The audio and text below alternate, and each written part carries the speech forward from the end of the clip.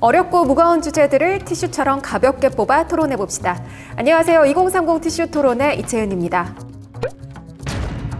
오늘도 함께 하실 패널분들 소개해드리겠습니다. 안녕하세요. 안녕하세요. 네, 2030 티슈 토론 참여하게 된 대학생 이창원입니다. 정하은입니다.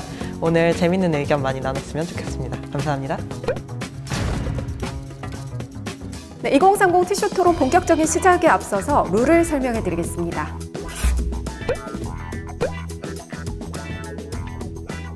네, 그럼 본격적으로 2030 티슈 토론 시작해보겠습니다. 오늘의 주제는 바로 이겁니다.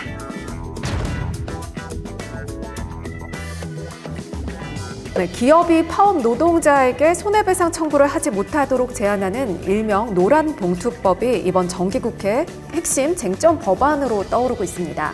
노란봉투법은 몇 년 전 한 기업이 장기 파업을 한 노동자들에게 47억 원의 손해배상을 청구했고, 이때 시민들이 노란봉투에 모금을 하면서 붙여진 이름인데요.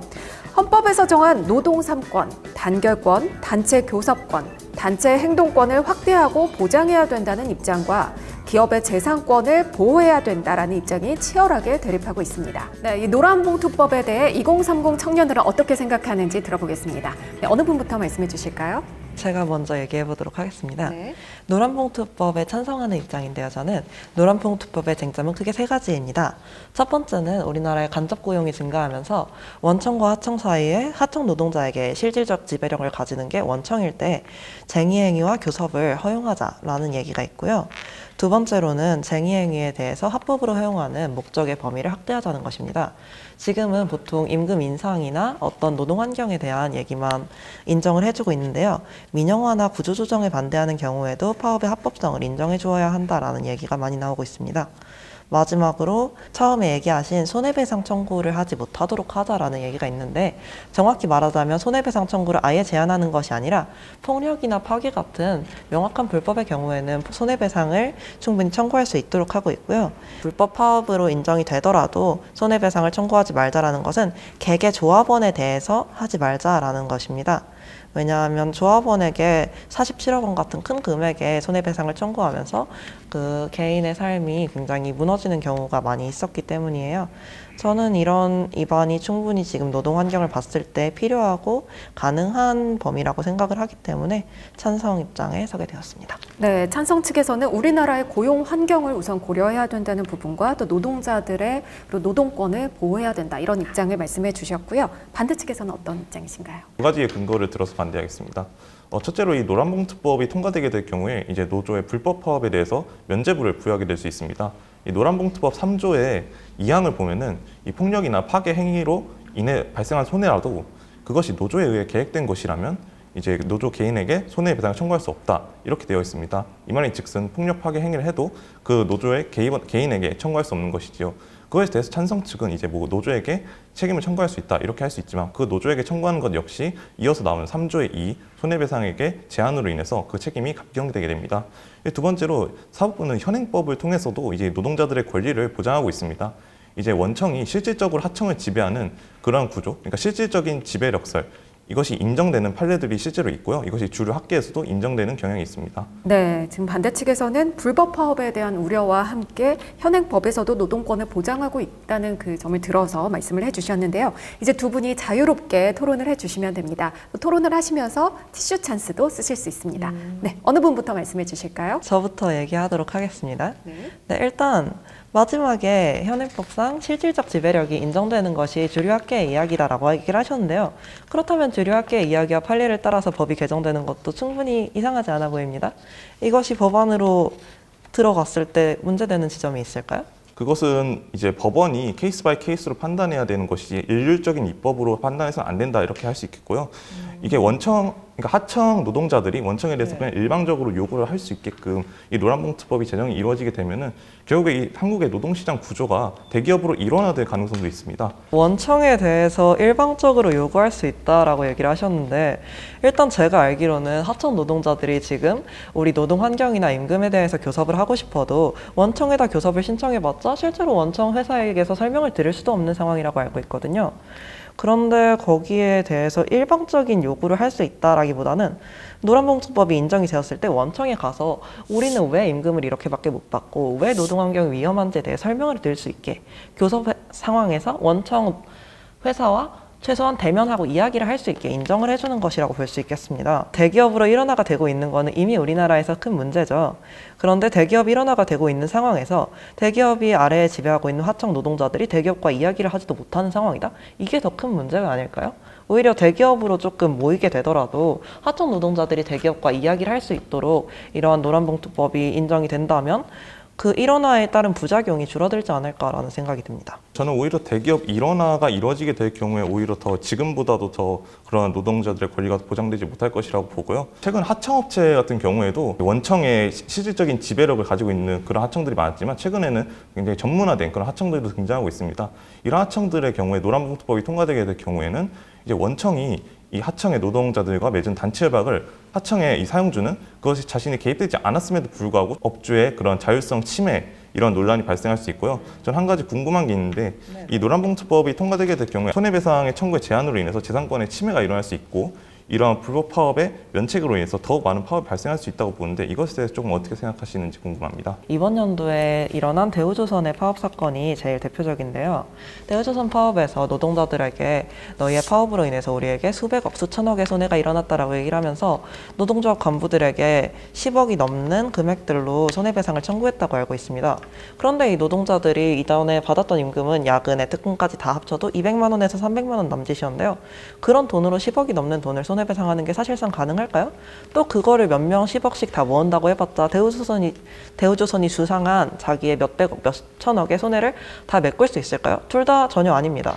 그렇다면은 왜 회사들은 노조의 간부들에게 이렇게 큰 손해배상을 청구하는가? 그것은 기업의 재산권이라기보다 그 청구된 손해배상으로 인해서 노조 조합원들이 가압류를 당하고 또 생활에 문제가 생기고 그로 인해서 힘들어진 삶 때문에 노조 활동이 포기하거나 와해되는 것을 바라고 있기 때문이 아닌가. 또 그런 식으로 꾸미고 있는 문서들이 실질적으로 제시된 적이 있었고 그래서 저는 지금도 손해배상이 기업의 재산권을 지키기 위해서 사용된다기보다는 사실상 노조 활동의 와해를 위해서 개인의 삶을 무너뜨리기 위해서 사용되는 측면이 더 크다고 생각을 하고 있습니다. 네, 지금 두 분이 열띤 토론을 해주고 계신데요. 제가 질문을 하나 좀 드릴게요. 사실 이런 파업이라든가 노조의 단체 활동, 이거는 우리 헌법에도 보장되어 있는 권리인데 여기에 좀 제한이 생기거나 이랬을 때 그럼 아까 말씀해 주신 것처럼 과연 노동자들의 목소리를 어떻게 낼 수 있는지 그 창구는 어떤 게 있을지 그 부분에 대해서도 좀 이야기를 나눠봐야 될 것 같은데요. 어떻게 생각하시나요? 노동자들이 사실 기업에다가 목소리를 낼 수 있는 창구가 많지 않죠.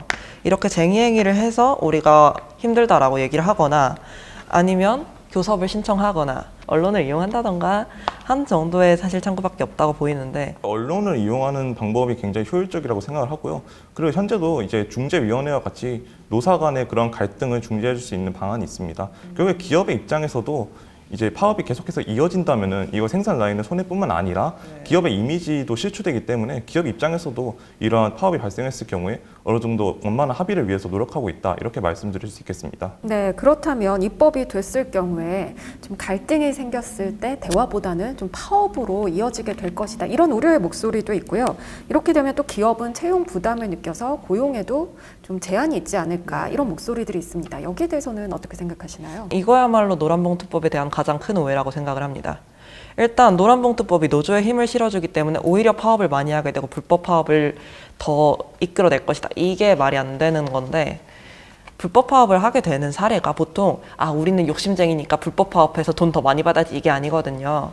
불법 파업까지 가게 되는 경우가 첫 번째로 무리한 구조조정에 대해서 반대를 하다가 그 목적이 지금 인정이 되지 않아서 불법으로 인정되는 경우 두 번째로 제가 좀 말씀을 드릴게요. 현대 귀족노조나 금속노조 같은 경우에는 사실 아까 말했던 그런 무리한 요구의 사례에 해당할 수 있을 것 같습니다. 충분히 그런 강성 노조도 있다는 부분 인정합니다. 그런데 그런 노조가 전체를 대표하는 것이 아니고 또 그런 노조의 강성 노조의 우리가 이미지가 보통 머리에 띠를 두르고 트럭을 몰고 뭐 벽에 부딪히고 이런 이미지가 있는데 그 부분은 우리가 폭력과 파괴에 의한 손해고 그러면 아예 노조의 파업 자체가 불법으로 인정이 되는 거기 때문에 회사에서 징계를 준다거나 할 수 있거든요. 그러니까 노란봉투법이 인정이 되어도요.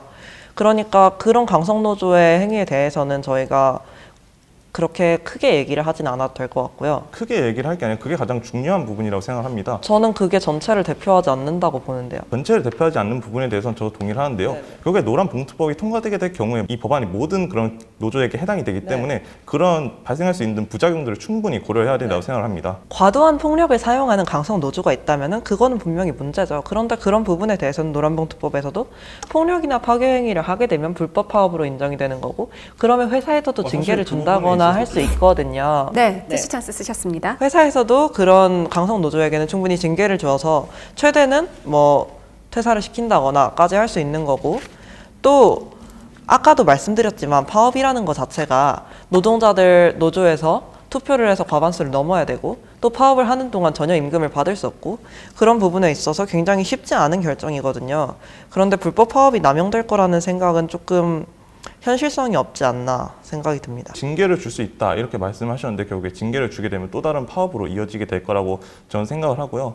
이 노란봉투법에서 계속해서 얘기가 나오는 것이 결국에 그런 손해배상 책임의 제한입니다. 결국에 이것이 입법되게 되면은 노조와 그런 개인, 노조에 가입한 개인이 책임이 제한되고 혹은 면책되는 경우까지 있기 때문에 계속해서 얘기를 드리는 것이고요. 결국에 이것은 어떻게 보면 권리와 권리의 싸움이라고 볼 수 있습니다. 이 노동 3권과 재3권 그리고 직업의 자유와 같은 권리들의 충돌이 있는 거죠. 이런 권리 네, 대시 찬스 쓰셨습니다.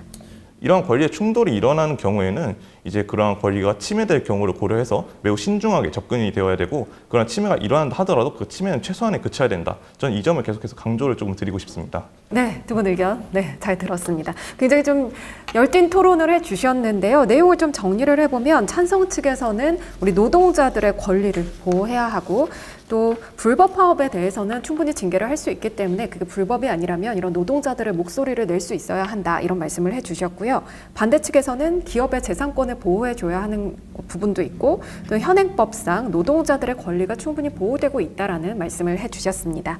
네, 마지막으로 이제 두 분 짧게 최종 발언과 소감 들어보겠습니다. 일어나지 않을 미래의 가능성에 우려하면서 노란봉투법에 반대하기보다 지금 산재한 문제들을 해결하기 위해서 이 법을 입건해야 된다고 생각이 듭니다. 사용자와 고용자가 항상 싸우는 관계가 아닌 대등한 힘을 가짐으로써, 대등하지 못하더라도 조금이라도 보완된 힘을 가짐으로써 오히려 동반자적인 관계를 구성할 수 있게 된다면 오히려 충돌로 인한 소모가 줄어들지 않을까 생각합니다. 노란봉투법이 가지는 그런 좋은 취지에 대해서는 굉장히 공감을 하고 있습니다. 그러나 어떠한 정책이나 입법도 좋은 취지만으로 도입이 될 수는 없는 법입니다.